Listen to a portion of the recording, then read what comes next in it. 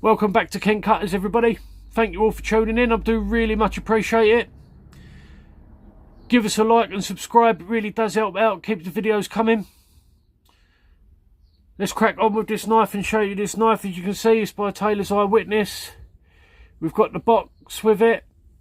It didn't come with any paperwork in the box, just a little plastic bag, and it comes in wrapped in, but it's still nice to have the box with the knife.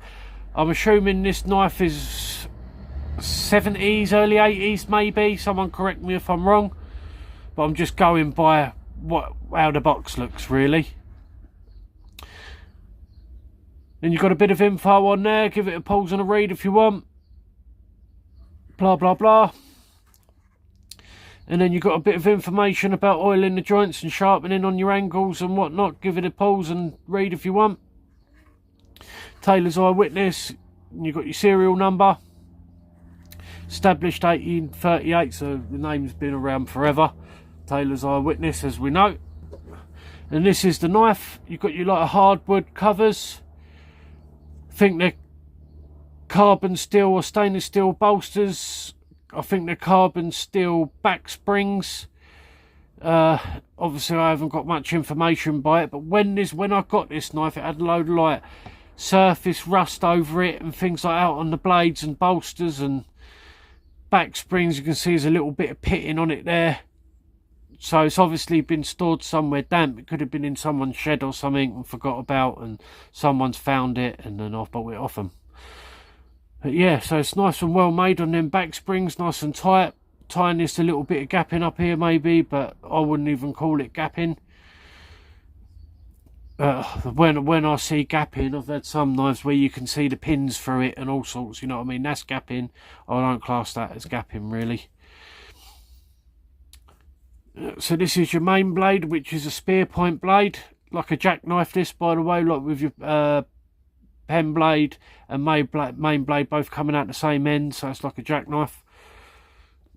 You've got about 7 to 8 on the pull, which is a good pull. About my go-to for that. And there's your spear point blade. And then on the tang stamp, you have got an eye, the stamp I, and then Witness, Sheffield, England. It did have a bit of etching on this blade.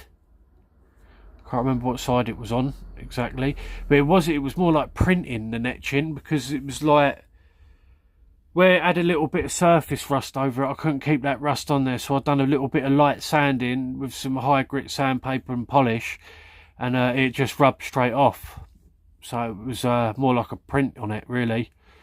But it would have been nice to keep it on there, to keep it original, but I just couldn't keep that rust on there. Nice solid into the half stop. It's not spongy there. And I think you've got about just over 2 inches on that blade. Maybe 2.5 inch maybe. So well UK legal.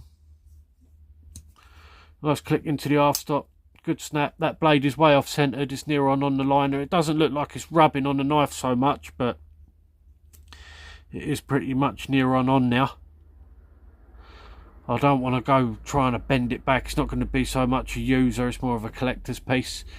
But yeah, sometimes you have to nail nick on this side on these jackknives. On this one, it's this side. Does make it a little bit easier, to be honest. And there's your pen blade.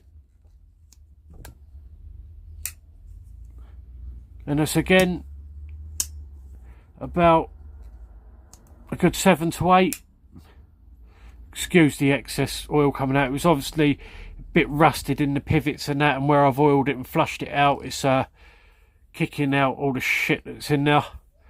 But yes, I'm assuming these are carbon steel, these blades, because they did have surface rust on them. I know some stainlesses you get it, but I'm assuming these are carbon steel. And again, nice click into the half stop.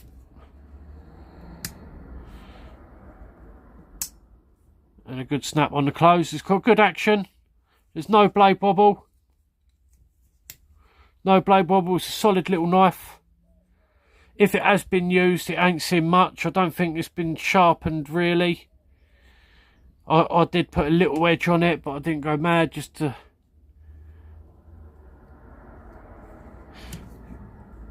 have a little edge on now.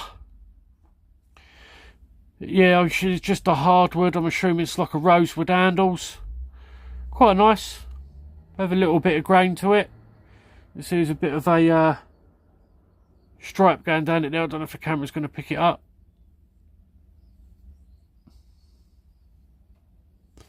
But yeah, it's like a bit of the budget range, so it ain't perfectly made for Taylor's Eyewitness. You get the more higher end ones. It's still a cool little knife, good knife to have in the collection, with the box and everything. And there we have it. Thank you very much for tuning in, everybody. I really do appreciate it. God bless to you all.